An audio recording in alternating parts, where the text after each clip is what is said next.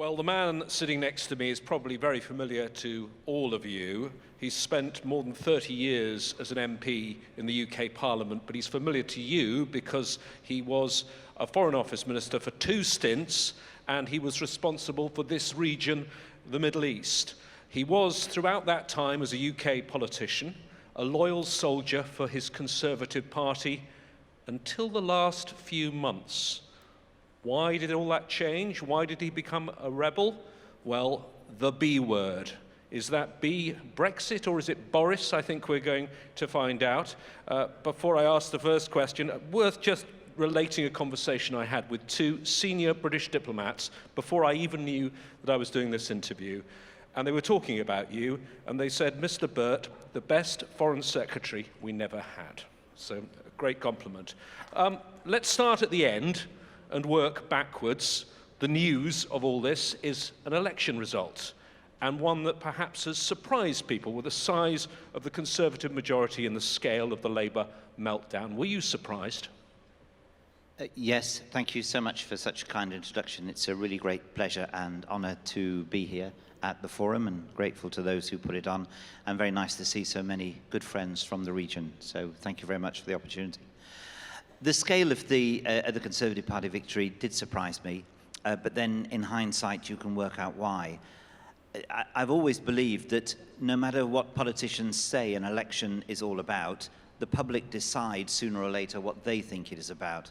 And I think it became very clear it was about a determination to leave. We might have anticipated that, but it was also to ensure that Parliament worked effectively and produced a significant majority, because the uncertainty that had clouded the United Kingdom has affected many nations with which we have an engagement. And I think the mood of the public became very clear. It knew who it wanted, it knew who it didn't want, and it wanted to make sure that it didn't go to the polls for a long, long time.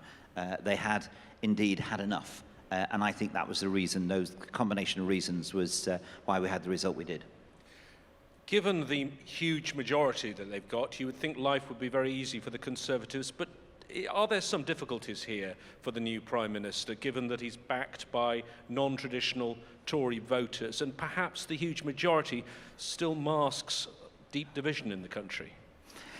Well, it seems very true that you really truly can't win. If you win a small majority, then someone is going to say, oh, the Prime Minister is in difficulties because he has a small majority. If you have a large majority, apparently you still have problems, but they're different. I think the honest truth is this.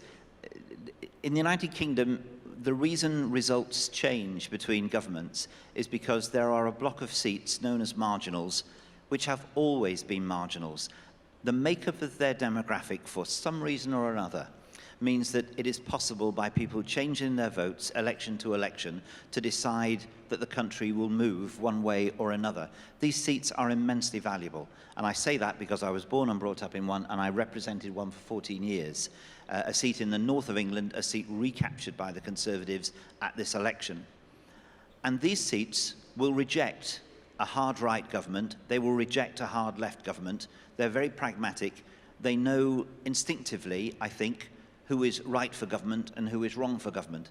Now, what the Prime Minister will need to do is recognise he has a significant group of MPs who represent these areas. He will have to listen to them, and I think their impact will be to moderate ideologues who exist in every party in every part of the world, and make sure that policies produced by the Conservative Party are practical, pragmatic, and deal with the sort of issues which got slightly buried in the election. There are issues about people who are finding life difficult, people who are worried about their jobs in the future, depending on what sort of Brexit there is, people worried about investment in public services. These MPs will carry that argument directly to Westminster, and I do think the Prime Minister will be listening to that argument. You decided not to stand again, and that followed the last few months as an MP, which must have been very difficult for you.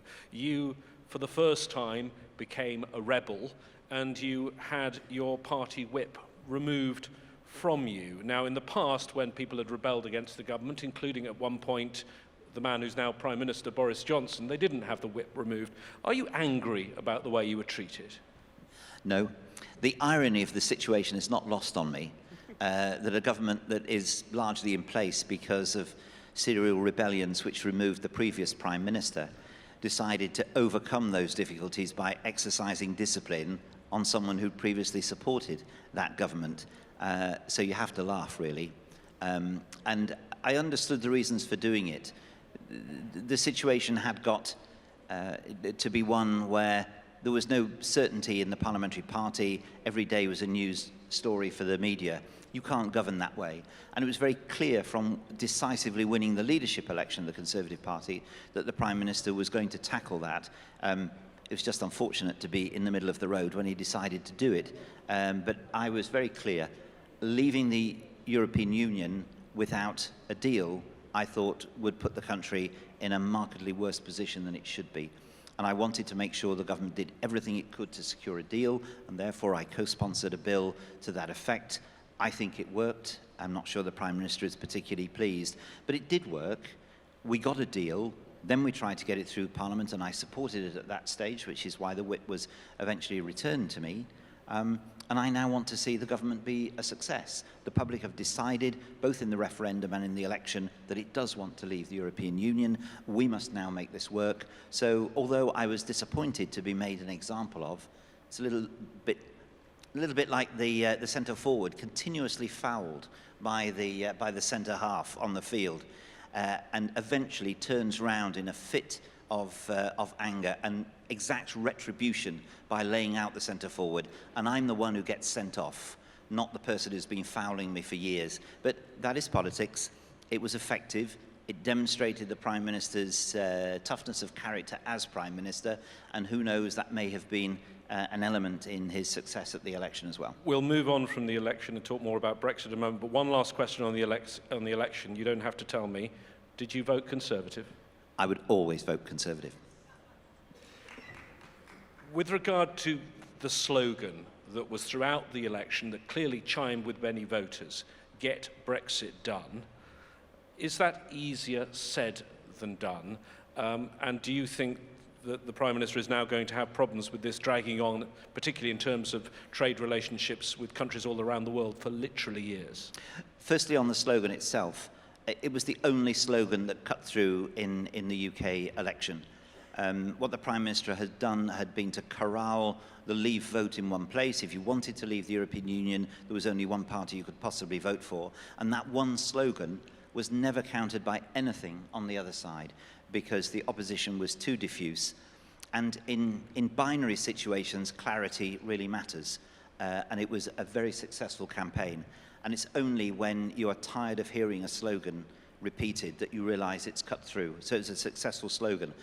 But of course, like all slogans, it masks reality to a degree.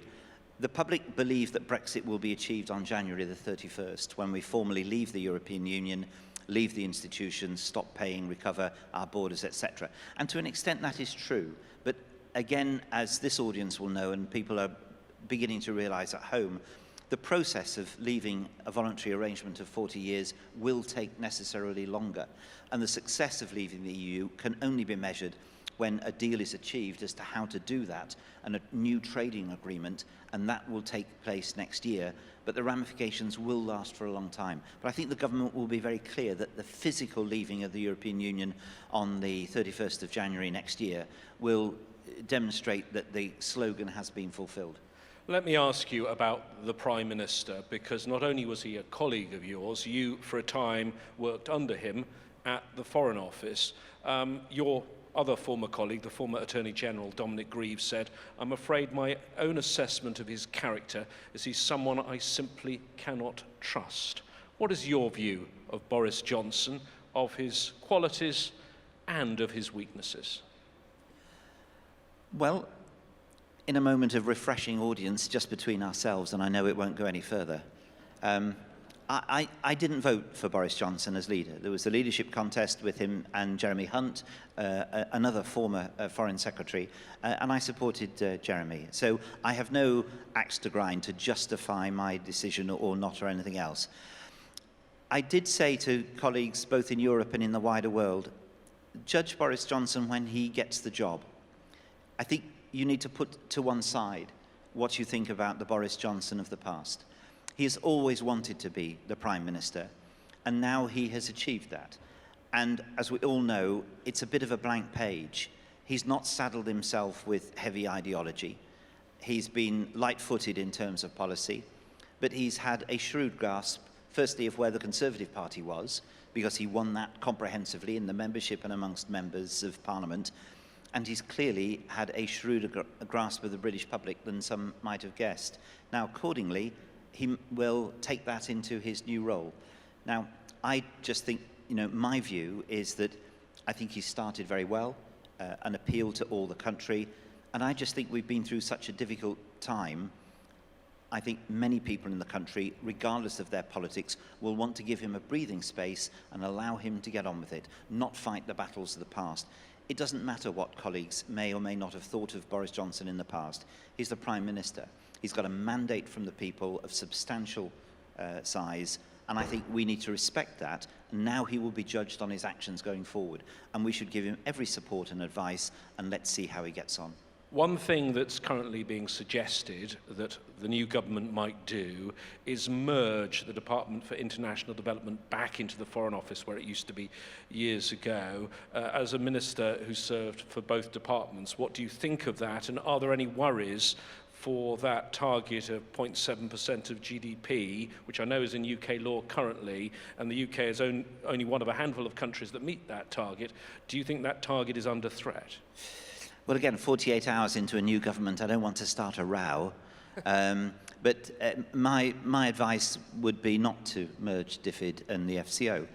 DFID as a standalone department has given the United Kingdom an outstanding reputation.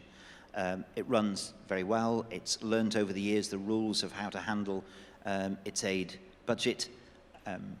It's conscious of the risks presented in delivering such a large aid budget, but its thought leadership, the individuals who've come from that, including, of course, the current Under-Secretary for Humanitarian Affairs at the UN, Mark Lowcock, I think that's done well.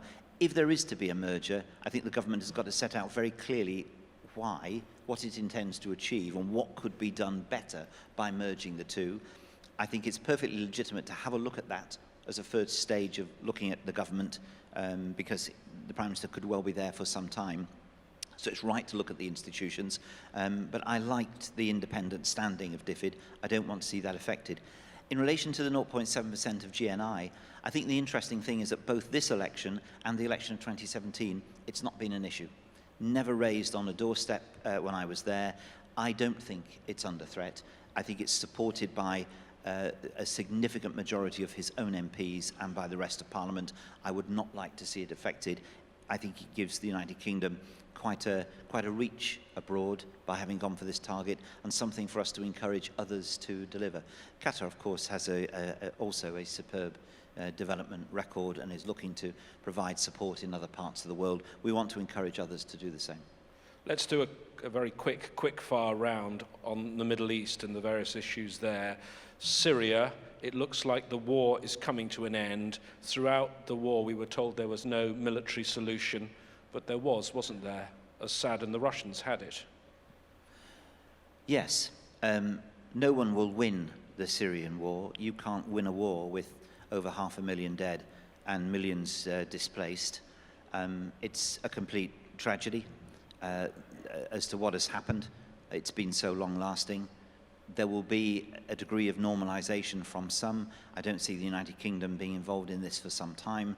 Long-term, someone who has inflicted this on his own people cannot be considered a long-term answer to the issues. So although the military may have achieved or will achieve a Syria which is militarily quieter, the issues are not resolved of the Syrian people. That can only be resolved by a political process in which they are free, all of them, including those outside, to have their choices. I think the United Kingdom is a long way from any normalization or assistance with reconstruction with Syria unless there are significant constitutional changes involving, crucially, the Syrian people, not those outside. Yemen, did Western countries, including the UK, give the Saudi-led coalition too much freedom to prosecute their war, given what we know now? It's deadlocked and it's a humanitarian crisis. It's not a situation, I think, of Western countries giving freedom to Saudi Arabia. They could have condemned it more. Saudi Arabia responded to not only the insurrection in Yemen, which removed a legitimate government, but a threat to its own borders, and a threat which was supported by some from outside. I think once the coalition decided to take action to seek an end, the United Kingdom was clear that, again, there is no military solution in Yemen, and I think events have proved that to be correct. And we've given every support on the diplomatic side, but an ally was being threatened and had also lost life because of attacks upon it, and the United Kingdom had to consider that as well in its reaction to the Yemen crisis. Israel and Palestine, do you believe there is a Kushner plan? Does it even exist? Whatever plan there was has been seriously affected by US decisions on Jerusalem, on refugees, on UNRWA, on the Golan Heights, and I'm proud that the United Kingdom did not follow that line. We've been very clear on our continuing support for a two-state solution. I have worried publicly that the United States has lost any semblance of being an honest broker in the situation. I would like to see a plan come forward simply so that others can then get involved. But there is no answer to this unless, again, the wishes and aspirations of Palestinian people are taken into account with the need for security and the existence of the State of Israel. And this can only be a political process. I worry that we're seeing hardly any movement on the process now. None of these problems resolve themselves. If it's not sorted, it won't be managed, it won't go away. Something even worse will happen in order to get people round a table in future. So let's do something before that happens and keep doing all we can to resolve this issue, because it's just and right to do so. As we come towards the end, I'd like to ask you about the state of multilateralism. The world has an important anniversary. The birth of an international organization will be marked next year. You might think I'm talking about the 75th anniversary of the United Nations. In fact, in just a few weeks, it's the 75th birthday of the League of Nations. It existed at a time of American isolationism, nationalism, with extremism and hate speech spreading. Are we seeing echoes today? One of the sad things about our role is that so often we're dealing with the same problems as we had before. And in this region, particularly, there are echoes of the past all around. I think in terms of countering that, firstly, I am a firm believer in multilateral institutions. The UN has done the job it was set up to do after the end of the Second World War. I fear that a generation that set up these international organizations did so because they had direct experience of the tragedies of the 20th century and the horrors, and a determination not to repeat them. My worry now is you have a generation who have no knowledge, well, no memory of that, and they're busy undoing these because somehow they believe that all the problems of the past can be reopened and their nation can come out first, and they're determined to protect their own interests. Multilateralism was designed to prevent nations getting into a situation where we could see the harm of the 20th century recreated. So I'm a firm believer, and I think Chancellor Merkel has done a great deal in recent speeches around the world to make this case. I think, secondly, I think we're also realizing there are new challenges. We've just heard from the President of Armenia talking about the changes in technology.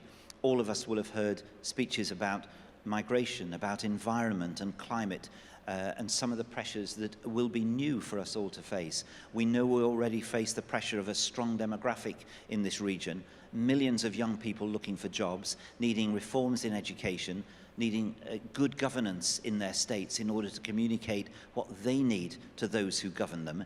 These are problems that are going to be faced, and will need a generation of politicians to be prepared to face up to them as well. So, although some of the problems are old, the determination I find from going around the region with really good diplomats and people prepared to work on them is to seek to overcome them. I think helping each other matters, why multilateralism matters to me, but we've constantly got to seek to find new ways to deal with the old problems and be aware there are new things coming along all the time which are going to challenge us. My final question, you have spent so many years in international diplomacy. It's what many of the people in this room do. Can you give them perhaps any advice or possibly warn them of any potential pitfalls? Always listen to the British. They're jolly good. We've got some really good people out there to offer advice. If you go to the Med Dialogue in Rome, don't give your policeman 5 minutes to get from one place to the venue, because they love it. You will be driven faster through Rome than you've ever been driven before in your life, and will have the joy of going through crossroads with heavy vehicles coming at you and a policeman with a little baton trying to stop them as they speed you through. If you're being briefed by your officials, or if you are briefing a minister, please make sure they have the right brief for the right Gulf country. Otherwise, you may send your minister into a meeting with the wrong brief and rely on your minister's knowledge of headdress in order to discern who, in fact, he or she may be speaking to. So if you can watch out for all that, then I hope you and ministers will continue to enjoy the relationship that I've had with mine. My officials have been absolutely wonderful, and all I know of foreign affairs has been taught me by you and by them, and I've enjoyed every minute, and I hope I can continue.